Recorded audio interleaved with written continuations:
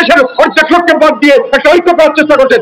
যখন সবচেয়ে কম ভোট পেয়েছে আওয়ামী লীগ এবং জাতীয় পার্টি, তখনও জাতীয় পার্টি 47% ভোট পেয়েছে, তখনও বিএনপি আর জামাত পেয়েছে মাত্র 45%। আওয়ামী লীগ ল্যান্ডস্লাইড ভিক্টি পেয়েছে। তো এই আওয়ামী লীগকে বাদ দেওয়া হয়েছে, জাতীয় পার্টিকে বাদ দেওয়া হয়েছে, আর 3% লোক আর জামাত এবং নিয়ে তারা এখন ইলেকশন করতে যাচ্ছেন। আমরা আর আওয়ামী লীগের ভোট যোগ করে হয় 47% ভোট। তারা এই ইলেকশন করতে গেলে কি হবে? ইলেকশন করতে গেলে এটা কোনো ইলেকশন হবে না।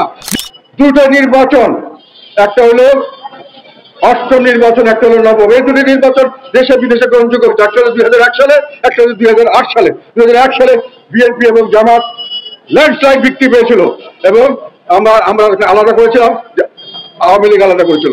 আর 2008 সালে আওয়ামী লীগ সহ মহাজোট করে আমরা করেছিলাম এবং সেখানে বিএনপি জামাত জোট ছিল, সেখানে আওয়ামী লীগ ল্যান্ডস্লাইড ভিক্টি পেয়েছে। এই নির্বাচনগুলি সম্পর্কে কারো কোনো সন্দেহ, কোনো অবকাশ নেই। কিন্তু এই নির্বাচনে দেখা যায়, ফলাফলে দেখা যায় কয়েকটা বড় ইন্টারেস্টিং জিনিস।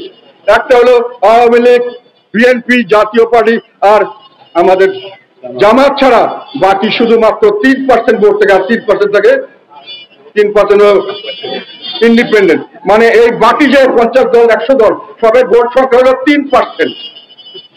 এখন আওয়ামী লীগ আর বিএনপির ভোট সংখ্যা 80 থেকে 81%। আর যেটা সবচেয়ে লাস্ট ইলেকশনের কথা বললাম, সেই ইলেকশনে যেটাতে সবচেয়ে ভালো করেছে 2001 সালে বিএনপি এবং জামাত জোট, তারা পেয়েছে 45% ভোট।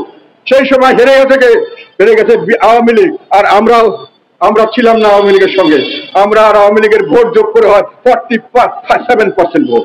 এবং এর পরের বার যখন 2008 সালে নির্বাচন আসলো, তখন বিএনপি জামাত পেল 37%, আর মহাজোটের আমরা মিলে জাতীয় পার্টি মিলে পাওয়া গেল 53%।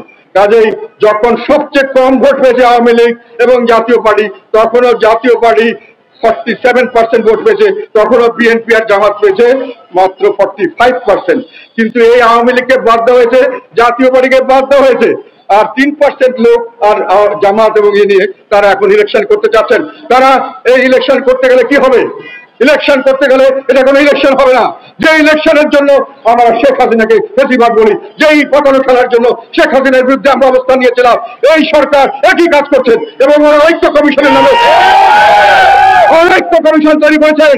সেখানে তার দেশের অর্ধেক লোককে বাদ দিয়ে একটা ঐক্য করার চেষ্টা করছেন। এইটা একটা আমি মনে করি বড় ধরনের ষড়যন্ত্র, দেশের বিরুদ্ধে, দেশকে ধ্বংস করার ষড়যন্ত্র। এই ষড়যন্ত্রের অংশীদার তাদেরকে আমি হুঁশিয়ার করে দিতে চাই। দেশের মানুষ এগুলোকে ক্ষমা করবে না। আপনার যা মনে করছেন তা হবে না। শেখ হাসিনার মতো লোক সমস্ত বিশ্বের সমস্ত বড় বড় শক্তি যাকে সমর্থন দিয়েছিল, সমস্ত সংস্থা এবং যত ধরনের ইনস্টিটিউশন আছে, প্রতিষ্ঠানকে নিজের কব্জা করে উনি রাখতে পারে নাই।